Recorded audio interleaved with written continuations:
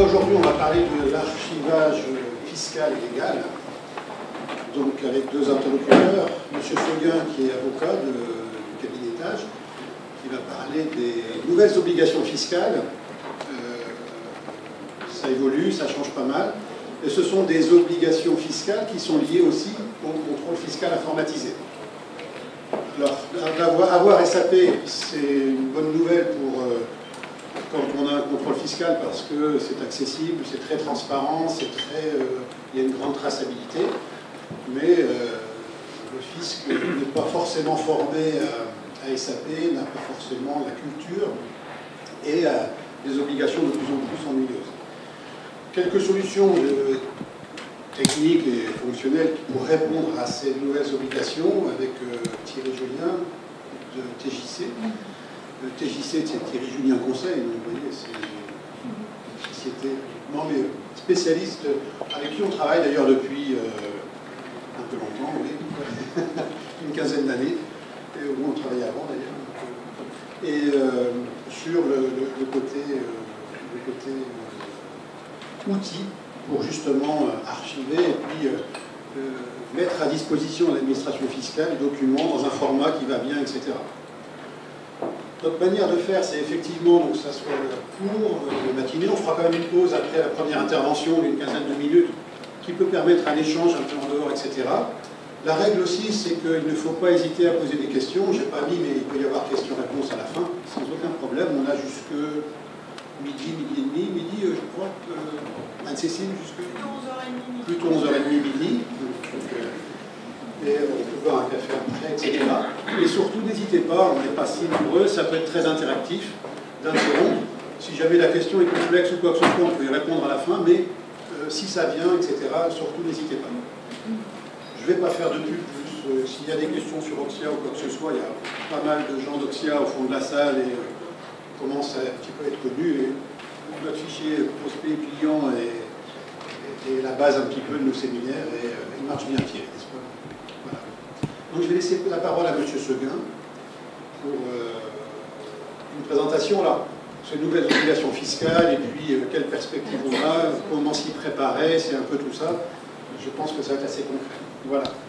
On va essayer de rendre ça concret. J'ai bien conscience qu'aujourd'hui, je n'ai pas que des fiscalistes en face de moi, donc je vais essayer d'adopter un discours compréhensible pour tout le monde.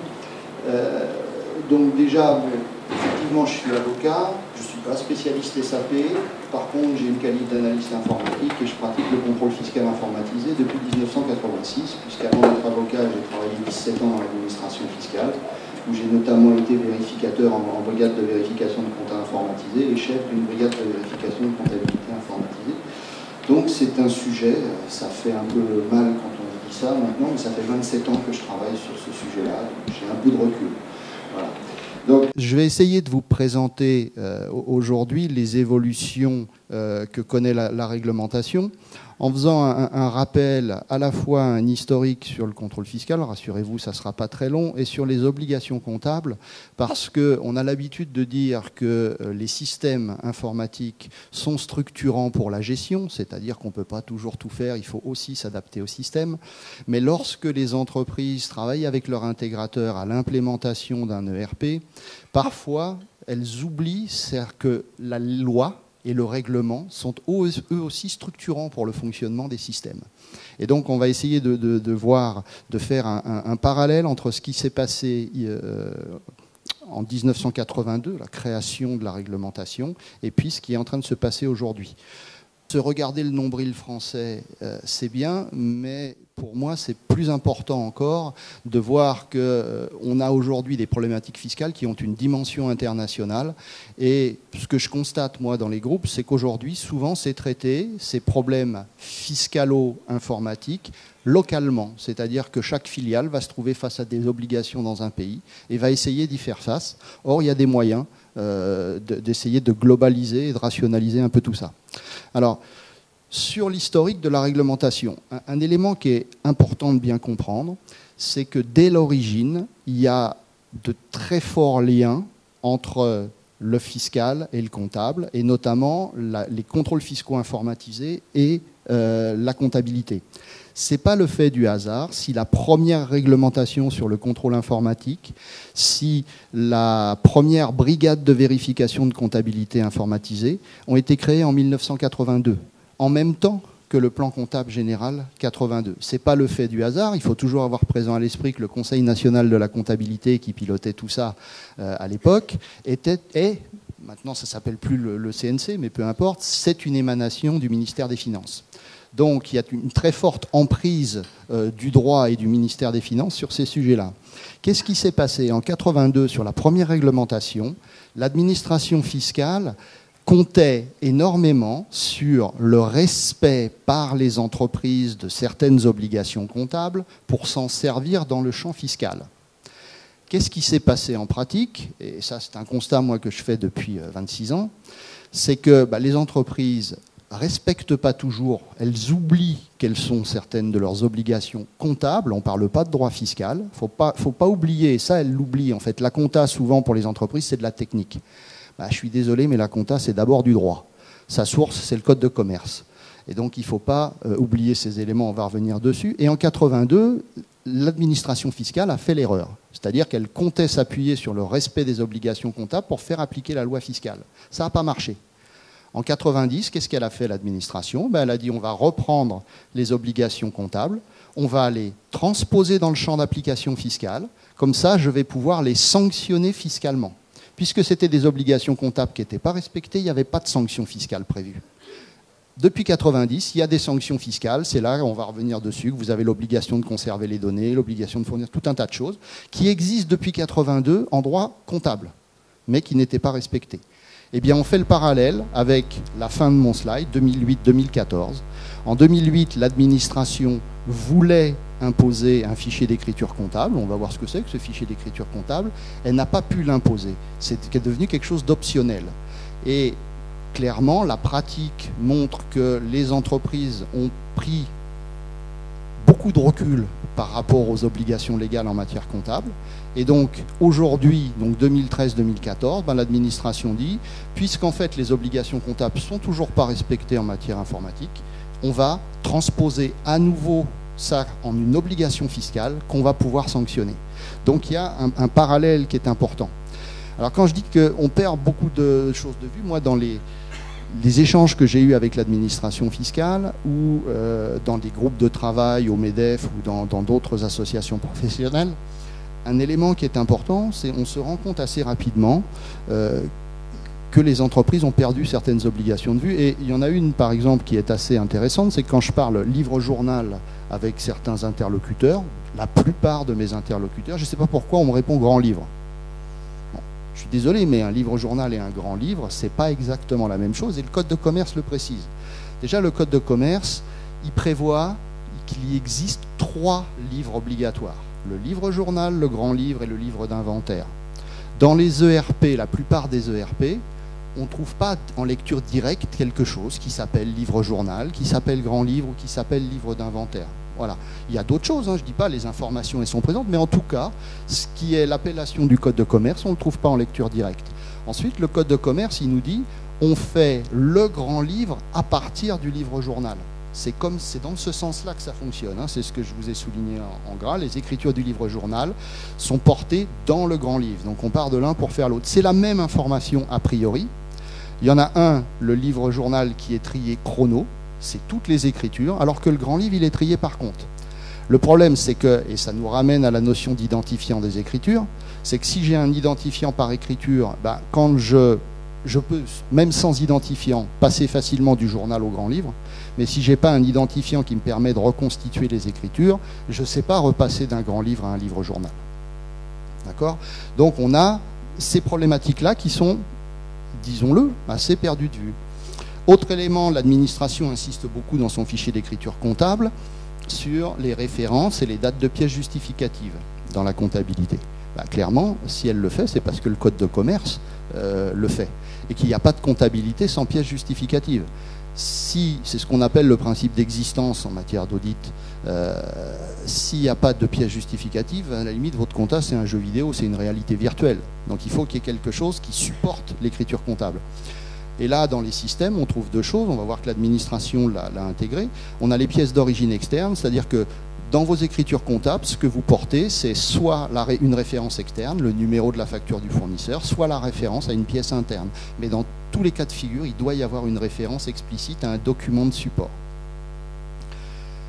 Autre élément, le code de commerce, toujours, donc L, il y a L ou R. L, c'est la loi, R, c'est le règlement. En pratique, ça ne fait pas une grosse différence, c'est quelque chose d'obligatoire. Ben, on vous dit que votre comptabilité, vos opérations sont établies, tenues, sans blanc ni altération d'aucune sorte. Ça veut dire qu'on ne peut pas gratter, qu'on ne peut pas revenir sur une écriture qui a été faite. C'est le principe de la validation qui a été transposé. Alors là, je n'ai pas repris, mais il y a un avis du CNC qui remonte à 1992 où justement ils avaient précisé toutes ces procédures de figement, l'attribution des écritures, la procédure de validation qui interdit toute modification ultérieure. Bah, clairement, au jour d'aujourd'hui, les systèmes attribuent pas forcément un numéro d'écriture. Alors on a des informations qui y ressemblent. Si on prend un type de document dans SAP avec la chrono du type de document, on va retrouver quelque chose qui peu ou prou va ressembler à un numéro d'écriture. Mais c'est pas chronologique et continu sur l'ensemble du journal, ça va être par code journal ou par type de document. La procédure de validation, on sait que tous les systèmes informatiques autorisent des réouvertures de périodes qui sont clôturées, ce qui est formellement interdit par la loi. L'autre élément dans les écritures comptables, il y a une chose qu'on appelle le libellé. Le libellé de l'écriture, il est consubstantiel de l'écriture, il est dans l'écriture. Donc ça veut dire qu'il doit être non modifiable. On ne doit plus pouvoir y toucher une fois qu'on a validé l'écriture. Dans pas mal de RP, si les chiffres sont figés, les libellés des écritures, eux, on peut continuer à les modifier. L'élément qui pour moi est important là-dedans, ce que je veux vous montrer, et c'était déjà la même chose en 1982, l'administration le sait depuis la fin des années 70, un vérificateur qui remplit un rapport de vérification. Dans ce rapport, on lui pose, au tout début du rapport, il a 3 questions auxquelles il doit répondre en premier, avant tout le reste. La comptabilité qui vous a été présentée était-elle régulière en la forme, sincère, probante? C'est les 3 questions auxquelles il doit répondre. Normalement, il suffit qu'il réponde non à une de ces 3 questions pour que potentiellement, objectivement, l'entreprise soit en situation de rejet de comptabilité au plan fiscal. Aujourd'hui, dans les systèmes informatiques, quels qu'ils soient, il y a de très nombreux cas de figure où il peut répondre à coup sûr non à la première question, puisque la régularité en la forme, donc le respect des différentes règles que je viens de vous rappeler là, on peut démontrer facilement qu'il n'est pas suivi. Et la réglementation fiscale, le but de l'administration, ce n'est pas de s'amuser à rejeter des comptabilités pour le plaisir de les rejeter. Mais c'est pour ça qu'elle transpose dans le champ d'application fiscale certaines des obligations comptables pour forcer les entreprises à les respecter et en tirer des conséquences fiscales si elles ne le font pas. Donc le parti pris de l'administration, c'est pas « je rejette toutes les comptabilités pour des motifs de forme », ça serait maximaliste et ridicule, mais c'est « je rappelle au plan fiscal qu'il existe des obligations qui en général sont ignorées et je vous demande de les respecter et si vous ne les respectez pas là cette fois-ci au plan fiscal, eh bien j'en tirerai les conséquences ». Donc, puis il y a un dernier élément, c'est la permanence du chemin de révision, puisque pour l'administration fiscale, bien évidemment en contrôle informatique, on ne se limite pas à la comptabilité générale. Et on fait traditionnellement le distinguo entre le domaine comptable, ça c'est la compta gênée, et le domaine de gestion, c'est tout ce qui est en amont de la comptabilité générale, mais qui l'alimente, qui sert à la justifier. Et donc, le fichier d'écriture comptable auquel l'administration se réfère aujourd'hui, eh bien, ce fichier d'écriture comptable, c'est un ticket d'entrée vers les systèmes d'amont. Alors, La réglementation, elle est assez brève en pratique.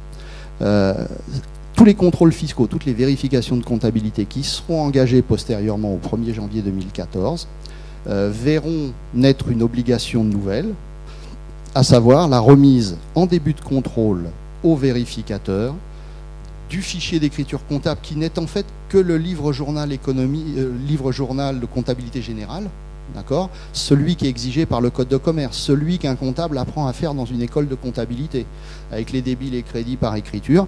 Voilà, mais on a tendance tous, hein, les uns et les autres, à oublier les bonnes pratiques qu'on a apprises à l'école et pour passer à autre chose. L'administration nous le rappelle. Si on n'est pas capable de présenter ce livre journal, la sanction qui est prévue par le texte, c'est une amende égale à 5 pour 1000 du chiffre d'affaires de l'entreprise. Éventuellement, si par la suite ce chiffre d'affaires fait l'objet d'un rehaussement suite au contrôle fiscal, l'assiette de la pénalité de 5 pour 1000, ce n'est pas le chiffre d'affaires déclaré, mais c'est le chiffre d'affaires rehaussé après redressement. Voilà.